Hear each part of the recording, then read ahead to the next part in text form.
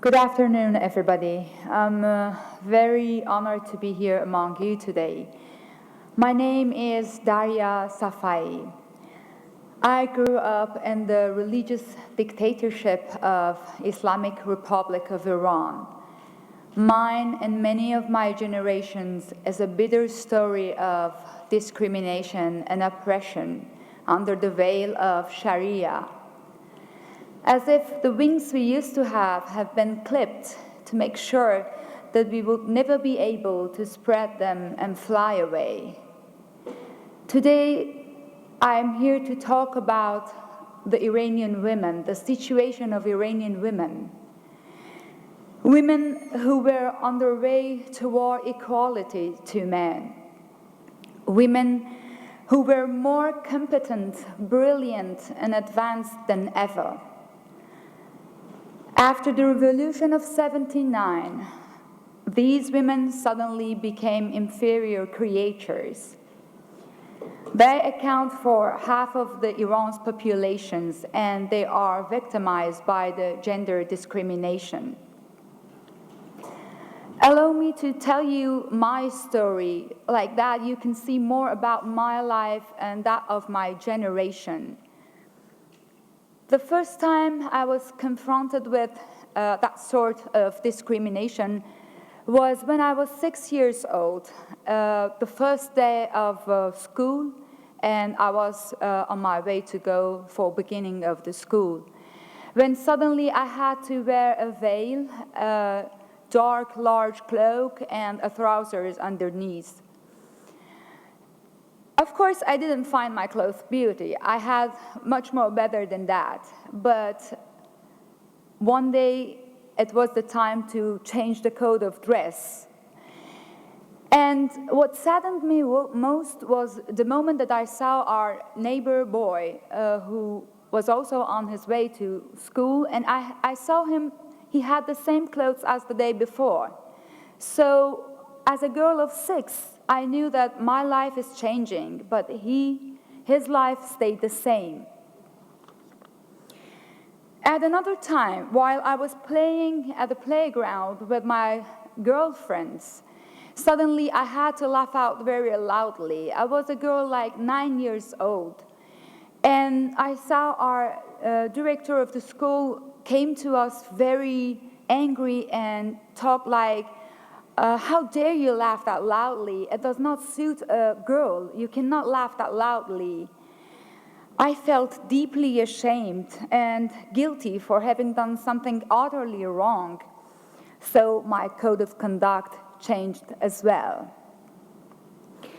And like that, we as girls, contrary to boys, we were not allowed to ride a bicycle or to go swimming. Because of all these restrictions, I really didn't like to be a girl. I didn't want to be different from a boy, and even I felt ashamed for being a girl.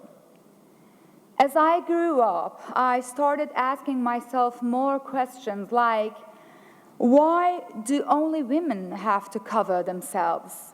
For me, feeling the sun and the wind touch my hair was the pinnacle of joy, especially in the hot summer. Life of women in the Islamic Republic of Iran is imbued with discrimination under the veil of Sharia law. The hijab is mandatory. A woman is not allowed to work, study, or travel without her husband's permission. A woman can't divorce, only on exceptional conditions. After a divorce, a woman can't get the custody over her children. The children goes automatically to the husband. And even if the husband dies, it goes to the family of the husband. Women inherit half of a man. And in the court, the testimonies of women have the half of value of the testimonies of men. And all this while individual and social freedom of Iranian society before the revolution had never been limited. That makes it difficult for women to accept these regulations now. A On my graduating at Tehran University in 1999, a student manifestation had broke out. People were more than fed up with the blatant limitations of freedom and daily violation of human rights. This student manifestation resulted in a widely supported protest movement against the regime. My husband and I actively participated in these student protests. We constantly lived in fear and were permanently under observation, but we still cherish the hope and believe that we can change everything if we just continue to do that. However, the regime retaliated, and protests, of course, did not go unanswered. Like myself, many people wound up in prison. My husband had fled. Until today, any form of protest is still violently nipped in the bud by the regime. People sometimes point out to me that for Iranian women, things must have changed for the better under President Rouhani. That could not be less true. Let me tell you about some new limitations for Iranian women. Under President Rouhani, in the past 2 years, the religious police opened more than 3 million files on women who do not live up to regulation regarding clothing. Between March and November 2015, more than 40,000 cars were confiscated because the female drivers or passengers didn't wear their hijab properly. These numbers clearly show that Iranian women don't want to live the way the government prescribes. Universities have now introduced quota to limit the amount of girls.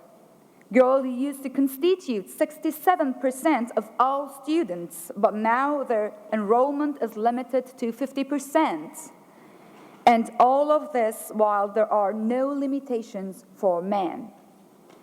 There are also new limitations regarding music concerts. Female musicians who had already been banned from singing now even can't play an instrument anymore. Every concert with female musicians is getting canceled.